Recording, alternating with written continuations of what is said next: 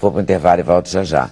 Curiosamente, falando de Cowboys no Asfalto, com o historiador Gustavo Alonso, é um livro sobre a música sertaneja, e volto com o pagode dos meninos. Os meninos são Márcio, Salgadinho e Krigor. Sem Censura, um programa da TV Brasil.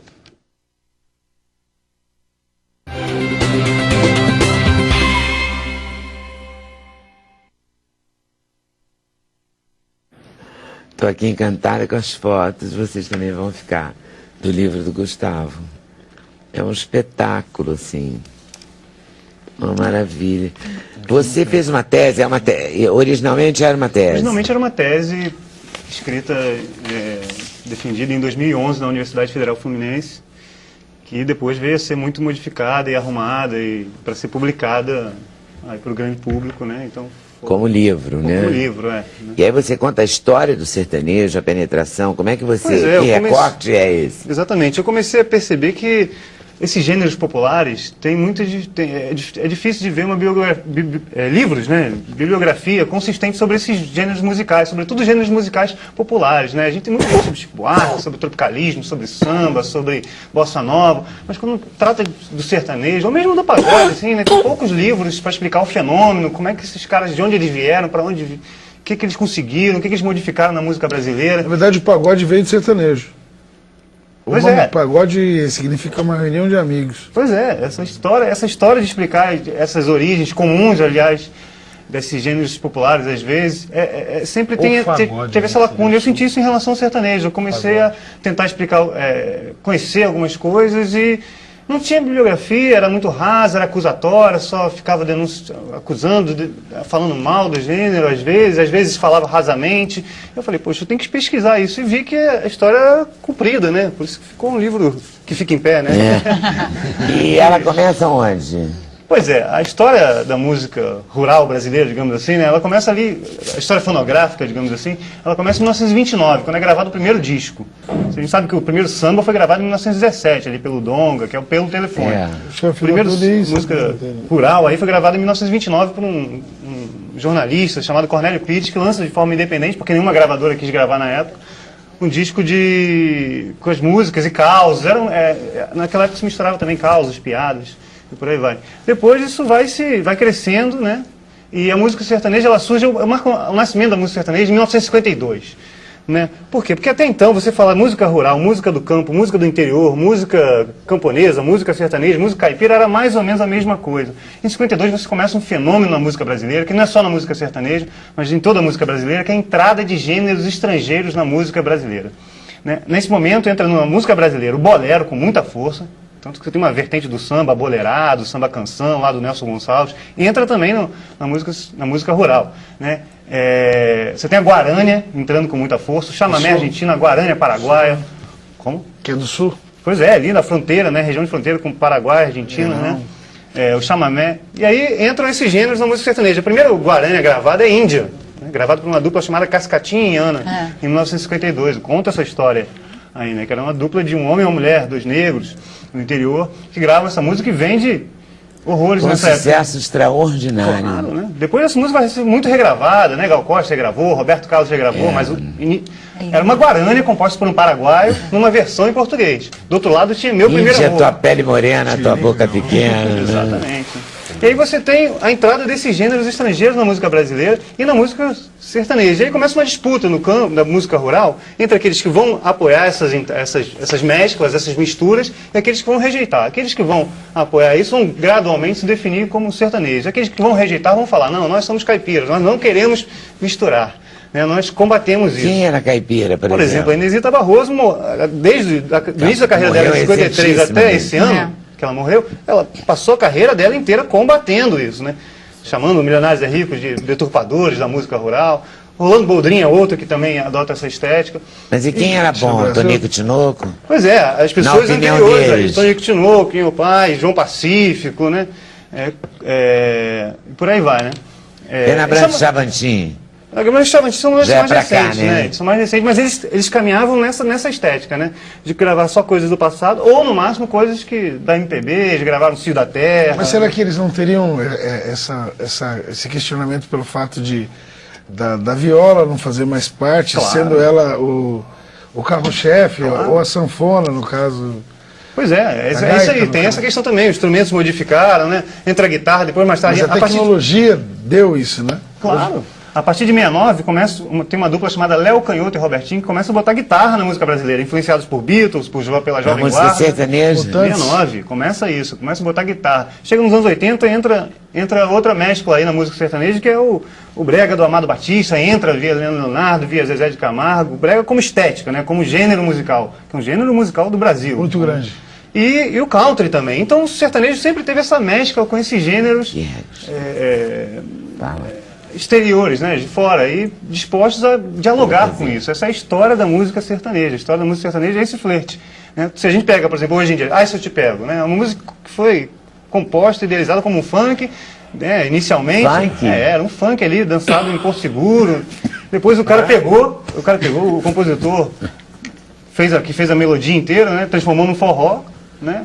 E foi gravado por um sertanejo, é isso, né? Então a música foi se modificando. Aí Michel Teló pegou e ganhou o mundo. Pois é, e ganhou o mundo, né? O Brasil é influenciado de todos os gêneros. Então, é muito difícil você falar que você defende que existe um roqueiro puro no Brasil, porque a gente é influenciado por todo tipo de música no Brasil. Então, já que não é puro, eu vou misturar, assim, do sertanejo, eu vou pro pagode e volto no sertanejo, tá? Vocês estão falando do pagode dos anos 90, que não é o pagode de hoje.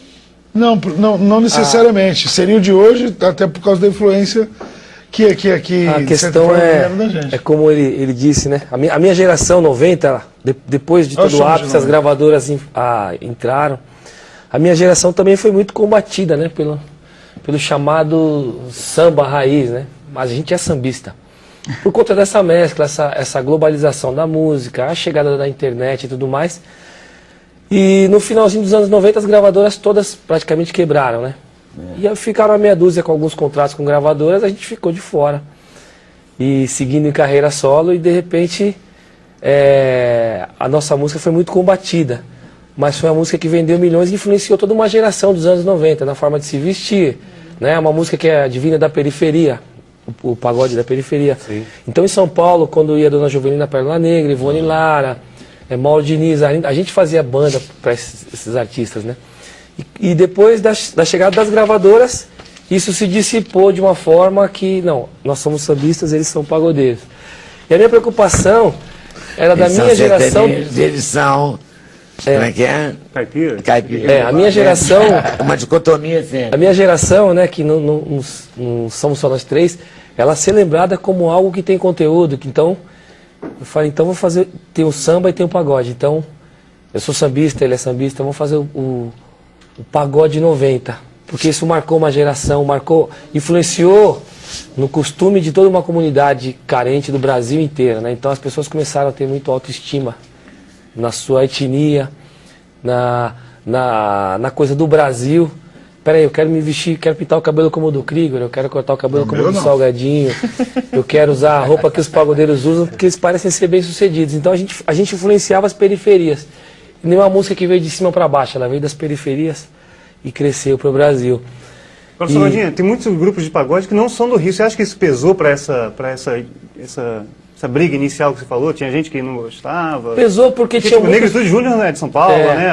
Nós todos somos de Minas Gerais. Nós todos somos. Também, pois é. Pesou porque tinham muitos sambistas de muito talento, tanto em escolas de samba de São Paulo, do Rio, que eram jovens como nós, mas que cantavam outro tipo de samba, e de repente as gravadoras se interessaram pelo nosso estilo de samba, e aquilo foi algo fenomenal. Porque não foram só as gravadoras, foram as gravadoras e o povo.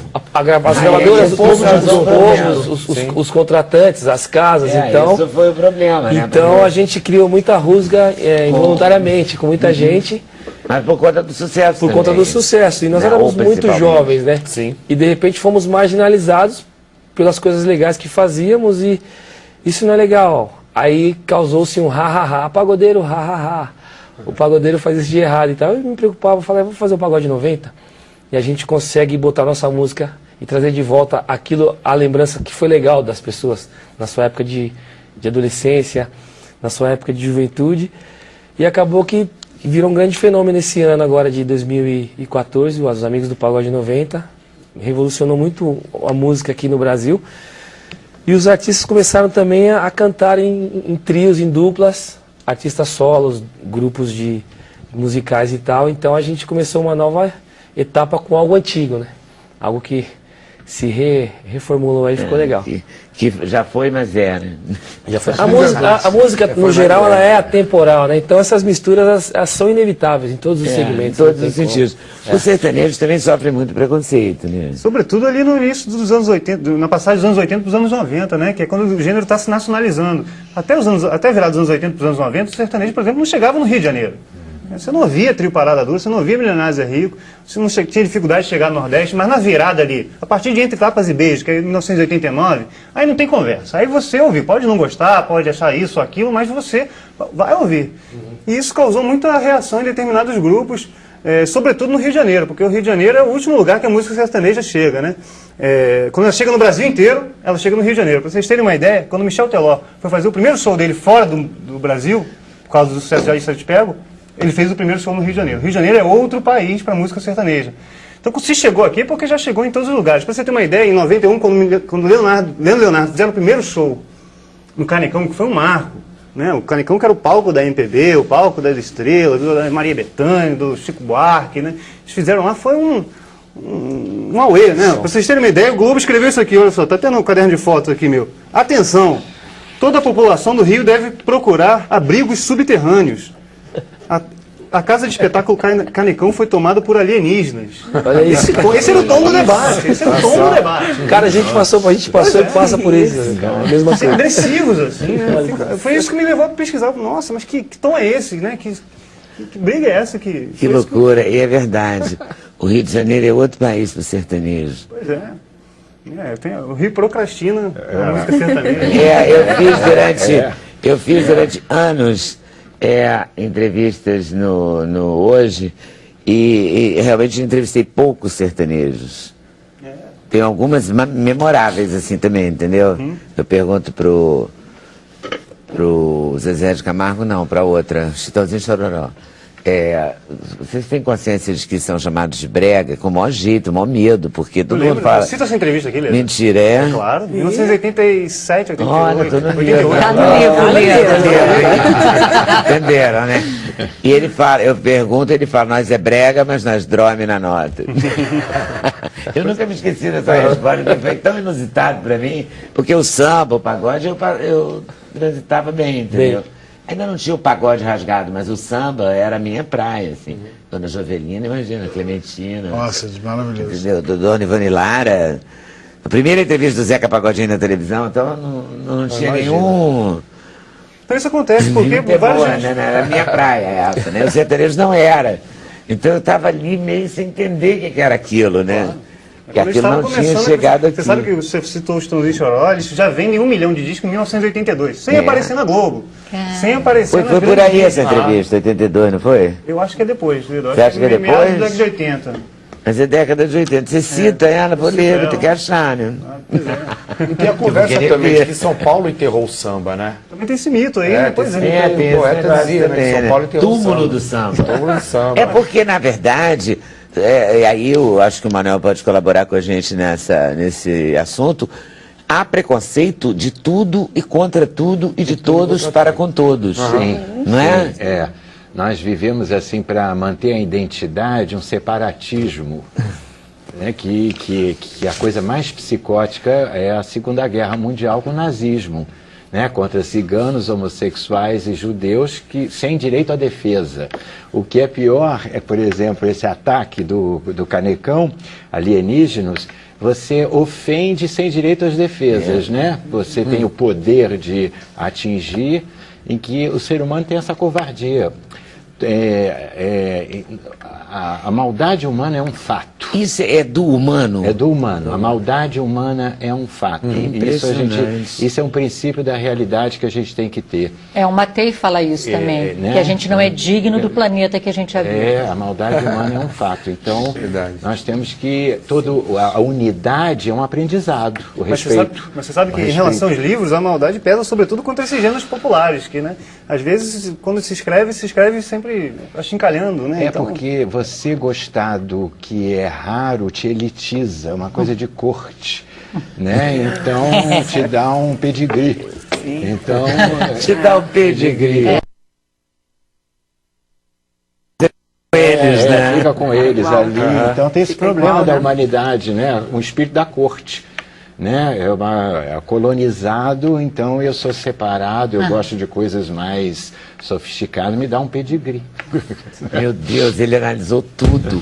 Eu lamento não poder aprofundar mais, porque o tempo praticamente acabou. Só vou ter tempo de ouvir vocês um pouquinho.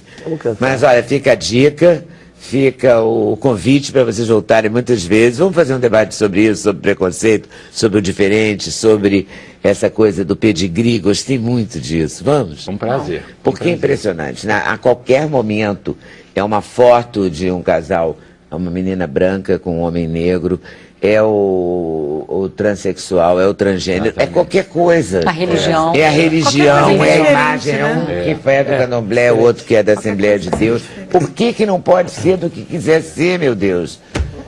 Não dá. É uma coisa que tem que ter um fim. Eu sei que não vai ter um fim, mas a gente pode trabalhar para ter. Pelo menos a gente fala contra. Lucidez. A gente, isso, eu acho você tão lúcido, é isso mesmo.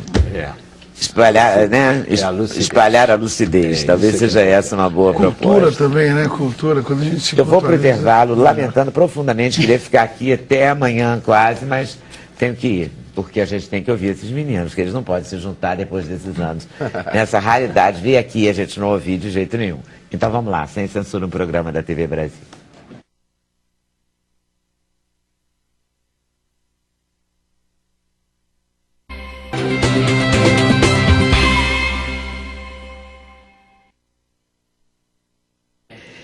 Tem de tudo aqui, eu tenho 3 minutos para fazer tudo e vou fazer. Manuel, é o seguinte, o mínimo que dizem aqui de você, sinceramente, ele deveria vir 2 vezes por semana ao Sem Censura.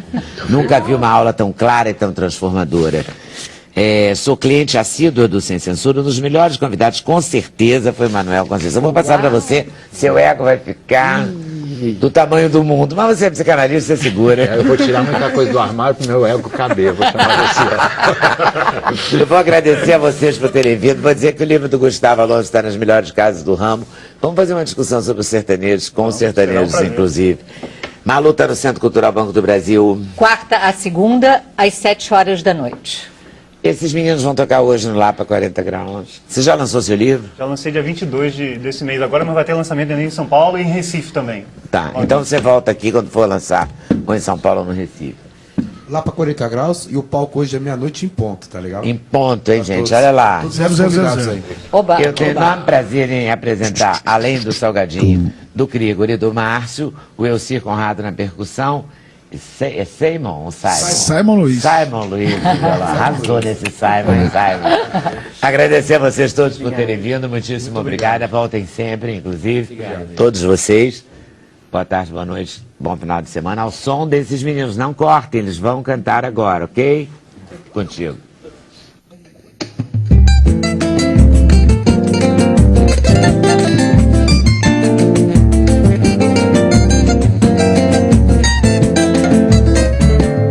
Lua vai iluminar os pensamentos dela. Fala pra ela que sem ela não vivo. Viver sem ela é meu pior castigo. Se ela for eu vou sentir saudade dos velhos tempos que a felicidade reinava em nossos pensamentos no ar. Lua vai dizer que a minha paz veio pra macia e dá vontade de lembrar dessa moça, perdoando os sentimentos no ar. Hora pra dizer ela sem mim não vou felicidade. Você calma uma velocidade, mande um recado à minha amada Lua.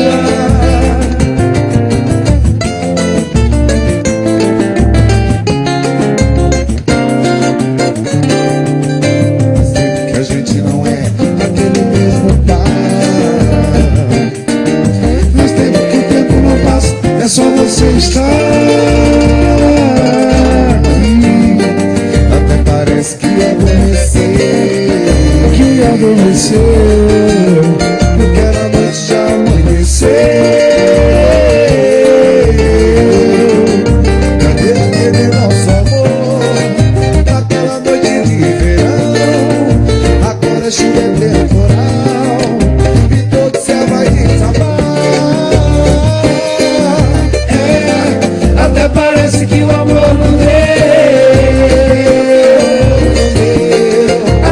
parece que não soube amar. Você reclama do meu